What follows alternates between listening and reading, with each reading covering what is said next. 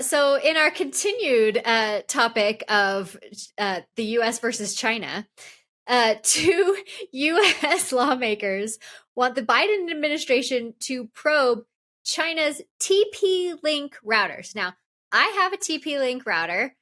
I think the other I've got guys one. here I do also too, yeah. have a TP-Link router. The Yep. trifecta. Yeah.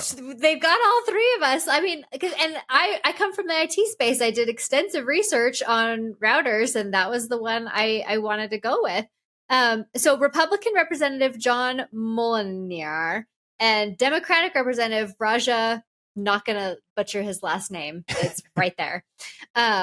They lead the House Select Committee on China, and they requested the Commerce Department to probe to TP-Link, saying that they believe that TP-Link is basically a sleeper cell, and China is going to like come into all of the government agencies and homes and steal a bunch of information via these TP-Link routers. So what do you guys think? Well, this is just the tip of the iceberg. We started with TikTok. We're going with TP-Link next. I keep saying this, like, I think I said it like a year ago that they're going to go after Lenovo at some point because Lenovo is a Chinese-based brand. And they're going to just keep going after these technology companies. And is this a good thing that we're going after them? Do you think China's spying on us through technology? What do you guys think? I think China's trying to spy on us with technology. I do think that this is one of those cases where just get the router, buy one at Home Depot, hand it to NSA, and tell us what it's doing. Like, Right. they can do that. Yeah. Instead of just being nebulous about it. Well, we're going to start an investigation, a probe into this. And you have the routers. They're in every store in America. Go buy them all and look at them. Like, it's a pretty easy problem to solve. And if there's I know they sell different levels of stuff, so they probably have a more commercial division. So if they're worried about the commercial routers, the ones that are sold, for companies, Yeah. same router, just 10 times the price. But just look at them. I don't understand what it is. And if they're doing something, ban them. Right. I don't think so. Firstly, I think obviously, man, if I have to go buy a new router now, I only just bought this one last year, and it cost I don't know $300-$400 or whatever it was. I bought the nice mesh one; it was good, and it was. I like you, Sarah, did a bunch of research. It was like one of the ones that was like good price point, like great technology. TP-Link's the way to go. But maybe that's now you think about this though. Maybe that's also by design. you know what I mean? Maybe it's somehow subsidized, right? But I think the issue here is that I don't think it's an always on problem, Bobby. I think it's like you can't buy these things and then say, oh, every time you plug it in, it's like communicating data back to China. I think it could, and there are security loopholes in it.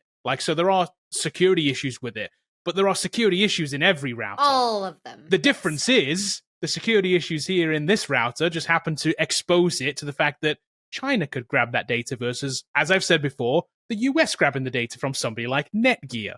So they all have their own security issues. It's just who's in charge of where those security loopholes could be exploited. I think that's the issue here. I think ultimately, like Sarah said, the only end game here is that we ban all technology from China, which is insane. That's what they want to do. But I think they do. I think that's where we're heading. I genuinely think that's where we're heading. We're saying if the company that controls the data that we're sending to the hardware, software, whatever it is not US based, or in this case, is just China based, then we're just going to ban it. So don't forget, this is the same way. It's not only software issues, it's also hardware issues. So we've also seen hardware backdoors, right? Remember Cisco and Huawei and those ZTA phones that they proved had hardware backends in them. But they proved the Huawei thing. They did because they were hardware based, and it wasn't like a security hole like this one is. I think this one is like that there is a software security hole potentially in this, and because of that security hole, it allows China to get in. Whereas if it was US based, like Netgear, there's the same kind of security holes, but they're not concerned about them because we know the data's not leaving the country, right? We know that the only people reading that data are, let's say, NSA. Yeah. Exactly. Yeah. That's the only difference here. Yeah. And the end game, like Sarah says, ban everything from China. That's the way we're going. And I don't know if that's good or bad. It's easier for them to just they could easily just set up a tariff on all of these things and just tariff them out of business. Well, don't forget they literally banned. There's that entity list where you literally can't even import Huawei stuff into the US. Right. It's on a no-go list, whatever they call it, the entity list. I think it was pretty rock solid of it. Whatever they found was pretty bad. Well, it has to be, I think, to make that list. Yeah. Well, and like we mentioned last time when we were talking about the Temu stuff or Temu or whatever, but it's so different in a stark contrast. Like, so the TikTok lawsuit and the Temu and this one, the one against Temu has all of this data in the lawsuit of like, this is what is happening. And that's what's missing from the TikTok one and from this one, where they're just kind of vague, like, it's from China, so let's be scared of it. Like, yeah, it does have that same vibe as the TikTok one, doesn't it? Like, we can't really tell you what's going on, but let's just say that there is something. Right. But again, without telling you. At least, you're right, at least the Temu one told us stuff, but don't forget, Temu did answer us too. Correct, and denied all of those allegations. So, denied them all. Denied them all. We're get another letter. Let's not bring them up again. Sorry, I don't want to. Allegedly, whatever Temu's doing. The Chinese government's coming after the Not Know podcast. Sorry, guys.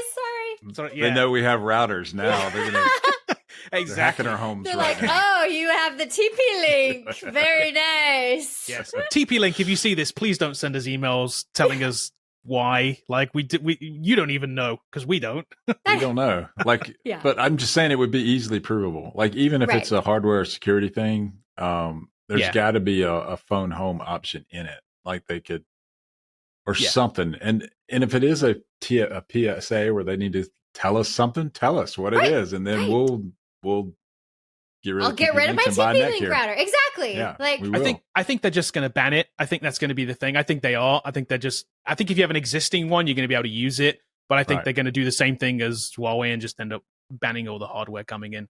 Which sucks because if you look at, the reason that I bought this particular brand, again, as I mentioned before, was that it was affordable, even though it's $300-400 is not cheap, but it's in the same range as the Netgear one. Well, it's not though. Compared to the Netgear one, it was like the Netgear one. Difference, No. The Netgear one is like $1,000. Oh, okay. For the Wi-Fi 6E one, I was gonna say, like the Wi-Fi 6E one is like, I think it was $1,100-1,200 something. It was very, very, very expensive compared.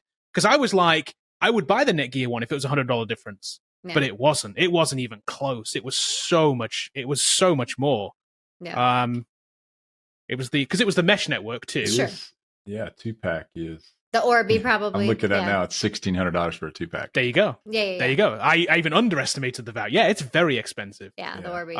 No, I do have the black edition in my shopping cart, so he's ready to switch. But that's the problem. We may have to switch. $16.99 for the classic white, Kevin. So it doesn't matter. That is so much.